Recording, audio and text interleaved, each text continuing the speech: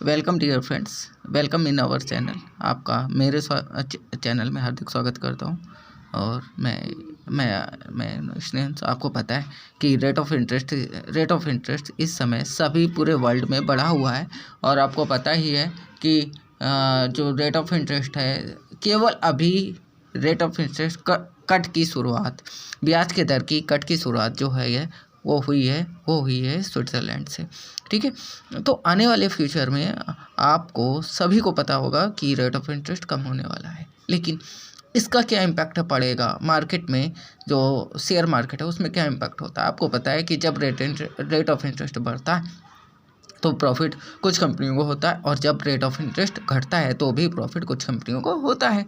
तो जितनी non banking कंपनियां हैं, फाइनेंस कंपनियां हैं, उनको प्रॉफिट होने वाला है। तो उनमें कुछ कंपनियां हैं जो आगे चल के, जैसे ही शेयर मार्केट की जो है आरबीआई की रेट ऑफ इंटरेस्ट कम होगा तो उसका इफ़ेक्ट होगा कुछ कंपनियों में, नॉन बैंकिंग फाइनेंस कॉरपोरेशन में इफ़ेक्ट होगा।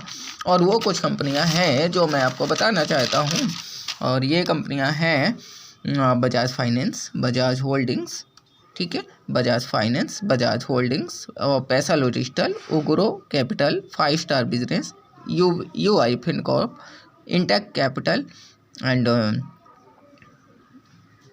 पीटीसी इंडिया फाइनेंशियल सर्विसेज, इस SR India, Marigold glass industrial, CJ finance, IRFC, बहुत फेमस स्टॉक है, बहुत भगा था, आपको बताइए। ठीक है, NPR finance and Ved leasing and finance, fusion micro finance, BNK capital markets, Bengal and Assam, Nahar cap and financial services, ACMS services, Upsurge investment and finance and comfort finance, Morarka finance, capital trade links, Mangal credit and Fincorp, Oasis Finvest, NB invest and finance, money box finance, ARC finance, inter globe finance, Goenka business and finance, SPS Fincost, BCL enterprise, LNT financial holding and limited, smart Finsec, Bajaj finance, KIFS financial service, Neogen fintech, credit access Grameen, पायोजन finance limited,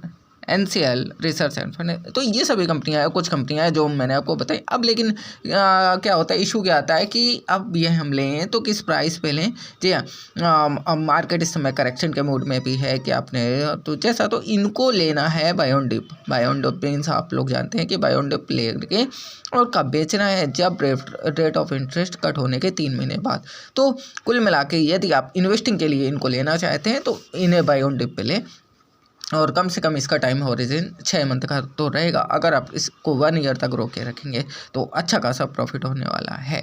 ये मेरी जो समझ है, मेरी calculation है। तो जब मैं इतने समय से मार्केट में हूँ तो मेरी कैलकुलेशन ये कहती है। तो बट यदि आप लेते हैं तो आप अपने रिस्क पे या अपने फाइनेंशियल एडवाइजर से पूछ कर ही लें। होली का दहन की हार्दिक शुभकामनाएं, और कल आप होली बहुत अच्छे से मनाएंगे ऐसा मुझे पूर्ण विश्वास है। और आप लाइक वगैरह तो करेंगे ही, ऐसा मुझे आशा ही नहीं, पूर्ण विश्वास है। Thank you.